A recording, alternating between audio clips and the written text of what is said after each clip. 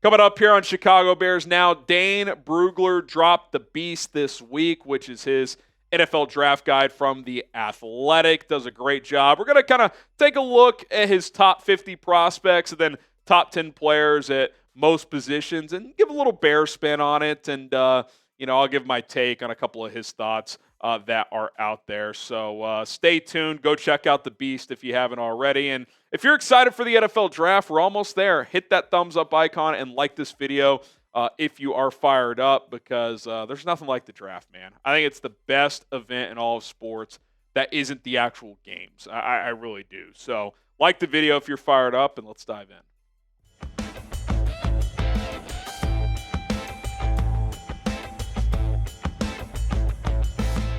What's up, guys? My name is Harrison Graham. This is Chicago Bears Now. We are going to dive into the beast here. Let's go a little rapid fire of just the top 50 big board. I'm not going to literally name out every player here, but no surprises in the top 4, right, with Hunter, Carter, Jeanty, and Graham. Jalen Walker, certainly, that caught my attention at 5. He is a Jalen Walker guy. He's got the 2 offensive linemen, Campbell and Mimbu, in there. As well. Tyler Warren, gross. Shamar Stewart, I disagree with Dane on that. Mike Green. So other than Walker and Stewart, I agree with the other 8 in his top 10. Colston Loveland, he's got him pretty high at 11. I like Loveland, not that high, but he is a good prospect. Tet McMillan, Cam Ward, only 13 true first-round grades here as you get into these hybrids. Campbell, Matt Golden. You got Derek Harmon in there, who seemingly has been rising as well. He's a little lower on Will Johnson, has him down at 18. Josh Simmons, a potential guy the Bears could consider at some point at 20 as well. Then you get to Mykel Williams. I like him better than Shamar Stewart, although I don't love either. Connerly at 23 is a player I really like. I wonder if the Bears would consider trading back into round 1 to get a player like that. He's Team Tyler Booker, highest rated guard on his board. Kelvin Banks, he puts him in the guard category, certainly interesting. Couple of receivers there in Burden, Igbuka. He's got Hampton there inside his top 30. He's a little lower on Barron than some other people are. Same with Walter Nolan. He's got him a little bit lower. I don't know if he factors in the character question marks into that ranking or not. Gray Zabel in there. He's got Shedeur Sanders at 34, fringe round 1, round 2 prospect in his eyes. And then James Pierce Jr., who's polarizing his final first/second round grade as you get to the round 2 guys. His first pure second round grade, Ariante Ursary, who I really like as well. I do agree with that one. Some people have him lower. I do think in that 39-41 chunk for the Bears, he could be an option. Then you get to the final 10 guys here. A couple things that stand out. Jalen Noel higher than Jaden Higgins. Certainly different stylistic receivers, but that caught my attention. He's got Caleb Johnson as his 3rd running back in this draft. He's got Travion Henderson ahead of Quinshon Judkins, who is not in his top 50. So that certainly stood out as well. And then he's got Donovan Jackson listed as a tackle, not a guard, which is certainly different than a lot of draft analysts. Okay, I kind of wanted to sandwich the guys since the Bears pick at 10. Couple guys ahead of 10, couple guys after here. So just based on his rankings, Tyler Warren, the 8th ranked prospect on his board, Shamar Stewart, the 9th, Mike Green, 10th, Colston Loveland, 11, Tetairoa, McMillan, 12. If I had to order this out of these 5 players who I would most want at 10, let's say in some world they're all available, which could happen, especially if Cam Ward and Shedeur Sanders go before the Bears pick, I would order it Tyler Warren, Mike Green. I would debate McMillan and Loveland. I think McMillan's better, but tight end's probably a bigger need, so you could go either way there. And then Stewart would be my last guy, even though you could argue that would be the biggest need. And speaking of Shamar Stewart, Ian Rappaport on Thursday reported that he's going to be visiting the Bears coming up soon. I can't get there. I disagree with Dane having him as a top 10 player in this draft. Crash out alert. I've mentioned this a couple times. If Shamar Stewart is the Bears pick at number 10, I will be in shambles on draft night. If you trade down, get him in like the 20s or something, hey, I'm okay with it there. I still probably wouldn't love it, but that's much better value, especially if you're adding more capital. To me, the production's not there. He doesn't have pass rush moves. I think there's way too much projection for Shamar Stewart to justify a top 10 pick on him. I would not be on board with that selection whatsoever, but I wouldn't be completely shocked because he's built like a Dennis Allen edge rusher. So if they take him, I would have to think Allen had a lot of influence on that pick. Fill in the blank for us before we get to Brugler's kind of positional rankings, top 10 guys at each position. If the Bears draft blank, you'll crash out. For me, that's Shamar Stewart, at least at number 10. Let me know who that player is for you down in the comment section below. Okay, let's start with running backs. We're not going to do quarterbacks because they're not drafting a quarterback. Obviously, Ashton Jeanty's his first guy, Marion Hampton. I did find it interesting after that his 3 through really beyond, I would order it differently. I would have Judkins at 3, Johnson at 4, Henderson 5. I'm not as high on Dylan Sampson. For his size, I don't think he's explosive enough to take him that high. Jordan James, I'm a little lower on too. I think Harvey, that's a good spot for him. I think he's a third-round type of player. I'm definitely not this high on Trevor Etienne. To me, like, he's more of just a pass-catching back. Bashal Tootin, I'm fine with him in that spot. But, like, guys not even in his top 10, Devin Neal, Damian Martinez, Cam Scadaboo, I like better than 3 or 4 of these guys, if I'm being completely honest. My list is completely different after the top 2. Now, I do think Jeanty and Hampton that's pretty consensus across the board at this point. I do think they're the top 2 backs. Not a huge argument with 3 through 5. I would just order it differently, but you get 6 and beyond. I'm way different than Dane, and I think it kind of just goes to show just the differing opinions that you're going to see across the board in this draft. And by the way, just disclaimer, Dane Brugler does way more work than I do when studying these guys. So, I'm not discrediting him. I'm just giving my opinion on how I feel about certain guys that the Bears could be interested in. Okay, receivers, again, not a major need for the Bears, but if they were to take someone on day 2 or if they just loved the value of a guy in the first round, would they consider McMillan at 10? I guess it's possible, but I doubt it. Igbuka's a guy that has been rumored as a potential fall to the second round. I would certainly be all over that. Luther Burden as well. If they got to 39, I'd be all in. Nolan Higgins, 2 guys I like on day 2 as well. Royals also. Noel, Royals, and Igbuka as slot guys are pretty interesting. Isaiah Bond, the sexual assault thing that came out on Thursday, he turned himself in. He said he's innocent in his statement, of course, so we'll see how that plays out. Trey Harris, Jack Besh, a couple other guys in there. But the 3 that are intriguing for me on day 2, if Igbuka gets there, I think he's worthy of round 1. But if he were to fall, Noel and Royals, I would love those 2 at 72. I think 39-41's a little rich for my blood. But Igbuka, man, if he's there at 39, I would not hesitate. Okay, tight ends. We've talked a lot about Tyler Warren. I think he's in play for the Bears at 10. Could Colston Loveland be? We'll come back to him in a second. The number 11 prospect on Brugler's board.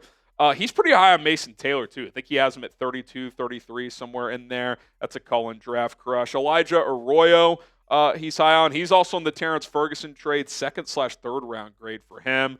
Gunnar Helm, despite getting dinged up at the combine and not testing well, he still has a pretty good grade for him. I love Mitchell Evans as a day 3 guy. If he got to the 5th round, that would be fantastic. So we'll see if that's a possibility if they wait for a tight end. The question is Colston Loveland an option at number 10?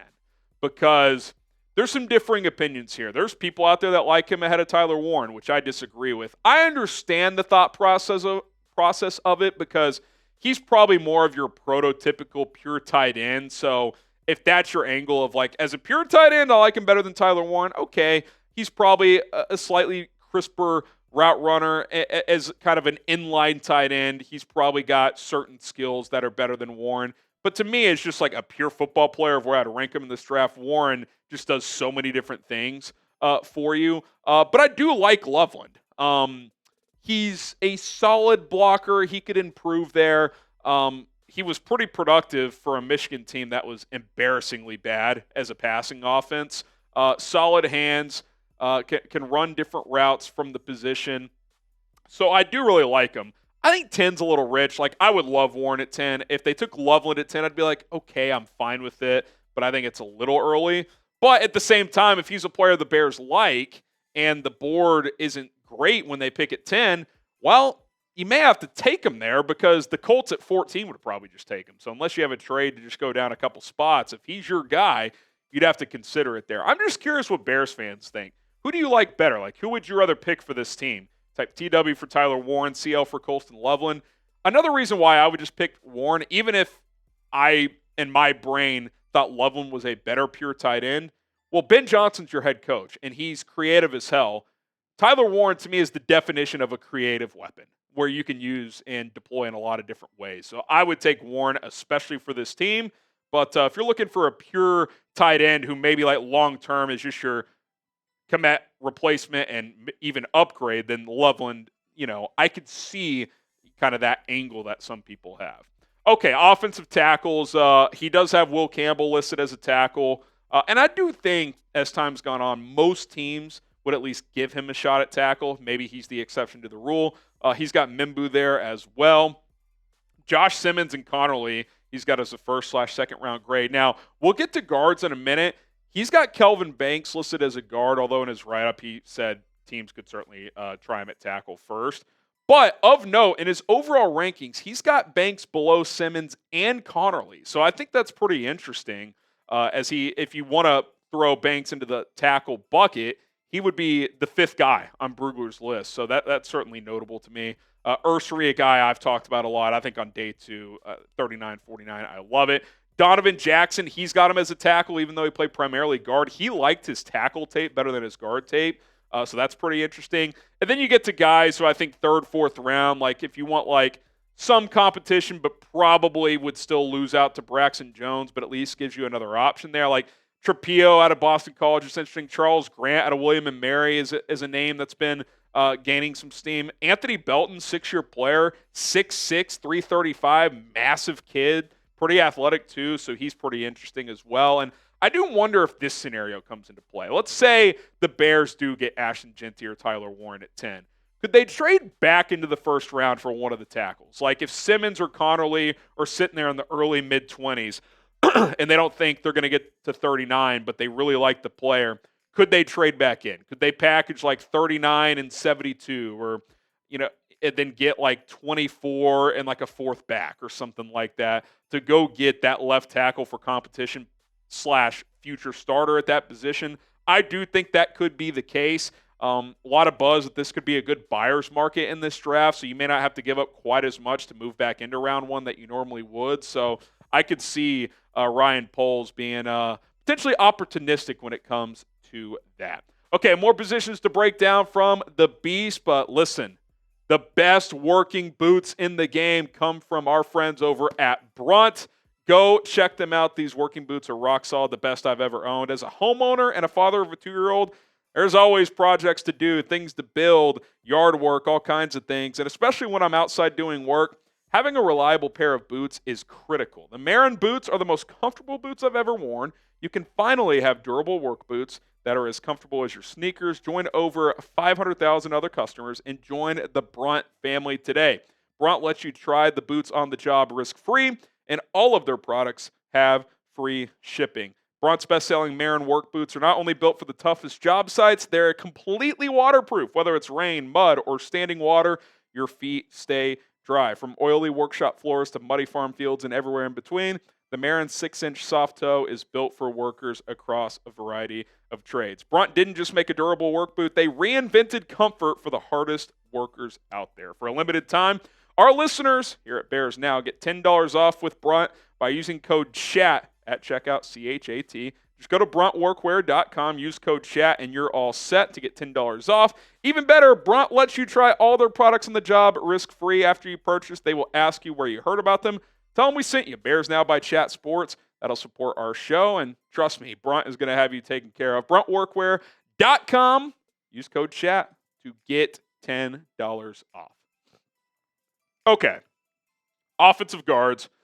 We mentioned Banks. We don't need to run that there. I think as a trade down option or trade back in option, like we discussed a second ago, could be in play. I think 10's a little early. Booker, I don't think is an option for the Bears because he's guard only. They're pretty set there, and they're going to run a lot of wide zone. I don't think Booker can really do that, at least not efficiently.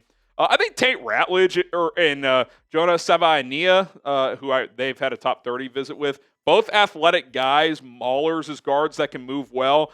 I'd be open to taking them on day 2, sit for a year, and maybe get into the mix next year. Now, again, they're really just guards, especially Ratledge. But, Tooney is older, and it would give you a little a quality backup for Jonah Jackson, too, if he has some injury concerns. Marcus Mbao out of Purdue is interesting. They had a visit with Fairchild as well. I think they met with Wyatt Milam at the Combine. So a lot of these guys on the Bears' radar. And I do agree with Dane Brugler. Emory Jones, to me, he's guard only. He did not have a good year at tackle, and his foot speed is just not there. But as a guard, I'm intrigued on day 3.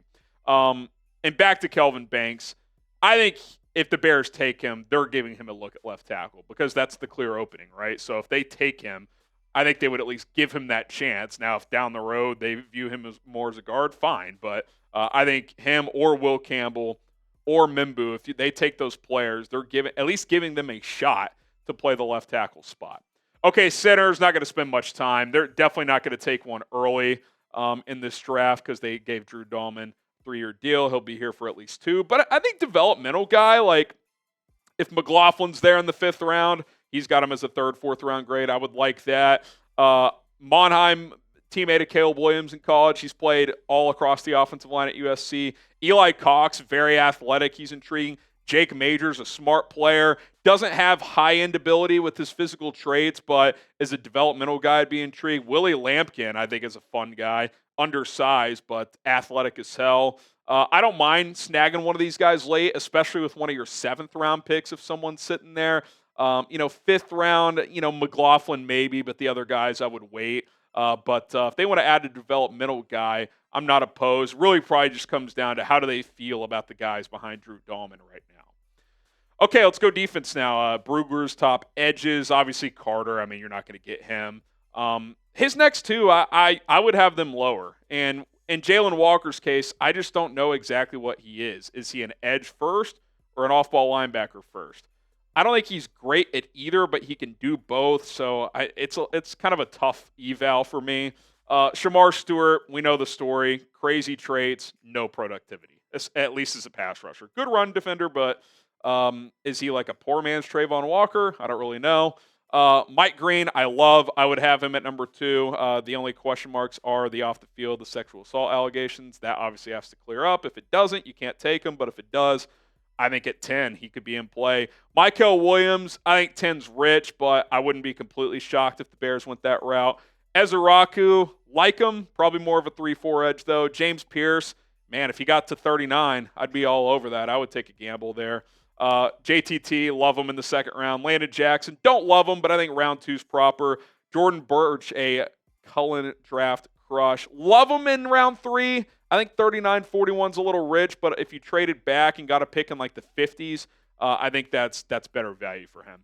Defensive tackles, Mason Graham, that's one of the dreams, right? If he were to fall to 10 or maybe slip to 6, 7, 8, maybe you trade up a couple spots. Derek Harmon, I'll pair him and Walter Nolan together. I think 10's probably on the high end, but they've got the potential where at that selection, I could see it. Like, to me, I would much rather take Harmon or Nolan at 10 than Shamar Stewart because they've been more productive. You've seen more of the pass rush ability. Kenneth Grant, I think 10's a little early for him, but I do really like him, and he's more of a nose than a 3-tech. The 2nd round guys, Tyleek, Shamar Turner. Darius Alexander I really like, but he's older. Alfred Collins, love him at 72 if he gets there. TJ Sanders, same deal. I think 39-41 might be a touch early, but love him at 72. Same with Josh Farmer. That didn't even get to guys like CJ West. I mean, this really could have been a top 20 graphic. It's so loaded with depth at defensive tackle. I think when you look at edge and defensive tackle, I love the quality and the depth on day 2. Certainly the high-end guys could be in play in the 1st round, but like the value to me is day 2. I mean, they're not all going to go, so you're going to be able to get somebody at 39 or 41. There's going to be guys still on the board at 72 who are like, wow, we could still get this guy. So, unless they love a guy at 10, I think the 2nd, 3rd round ends up being the target range for the defensive line in this draft. Okay, subscribe to the channel. Full of Bears offseason coverage. We're in draft mode right now for the next couple of weeks, but we'll get to some more OTAs, the voluntary minicamp, rookie minicamp, lots of on-field stuff around the corner. That's going to be fun. We'll have it all covered. Hit that subscribe button. It's free. Okay, linebackers. Jahad Campbell. I'd be surprised, but I wonder if they trade down from 10 if there's some scenario where they end up with him. I just, it would surprise me, but I guess it wouldn't shock me. Carson Schweisinger, interesting day 2 option. Stutzman is a Cullen draft crush. I like him more in like the 4th round, but maybe 72 is like the early part of his range. He's lower on Demetrius Knight. I would guess that's age driven because he's 25. But I think as a pure prospect, he's worthy of the 2nd round. Pooh Paul, interesting player there. Probably more like 3rd, 4th round, not necessarily 2nd. Kobe King has had some injuries, but I kind of like him. We'll see where he goes. Safeties, as we go to the next position group, he's got Eamon Warry ahead of Starks. I think Starks is the better player, but he's got athletic limitations. Eamon Warry, I think he's gambling there on the athletic upside. Now, unlike Shamar Stewart, at least he's had ball production, so I understand that one a little bit more. Xavier Watts, 13 picks the last 2 years. Not the best athlete, but you love the instincts. At 39-41 chunk, I'd be cool with it. Kevin Winston, Makuba, we've talked about those 2 guys at 72. I'm a little surprised he's got Billy Bowman ahead of Makuba. Bowman's so undersized. I like him, but he's like 5'9", short arms, not the best athlete. To me, that's more of a day 3 guy. Latham Ransom, interesting player as well. He's higher on Malachi Moore than the old PFF mock simulator, I'll tell you that. He's got him in the 4th round. Looking at these linebackers and safeties, they're going to add at these positions, whether it's in the draft or post-draft free agency. I think you got to draft a player at least one of these spots, if not both, but at least one. And then after the draft, I could see a post-draft addition at the spot you don't address if you're unable to get to it. Okay, corners, not going to spend too much time because I think it's lower on the need. I think you're probably looking more at like maybe a day 3 addition. If there's someone they just love and it's great value, like, I don't know, if Jahdae Barron fell to 39 or something, like, sure. Or in some trade down scenario, if Will Johnson's there, like at 20, would you consider taking him? Maybe. I don't love the corners in this draft. I don't like the guys on day 2, which that's a good thing for the Bears because that's where they have the volume of picks, right? 39, 41, 72. I don't love these options. Revel Jr. out of East Carolina is interesting, but he basically missed all season with the injury. So he'd be a player I'd be interested in, but I just don't think corner is a position you're gonna look too heavily here in this draft if you're the Bears. All right, there you have it. Dane Brugler's beast. It's out. It is a beast, man. Shout out to him. The grind never stops. I like to think I grind here, and I think we do. But that guy, when it comes to draft, it's something different. So go check it out. Hopefully you'll check out our content here as well. All things Chicago Bears related here on Bears Now. Hit the subscribe button, and we'll see you soon.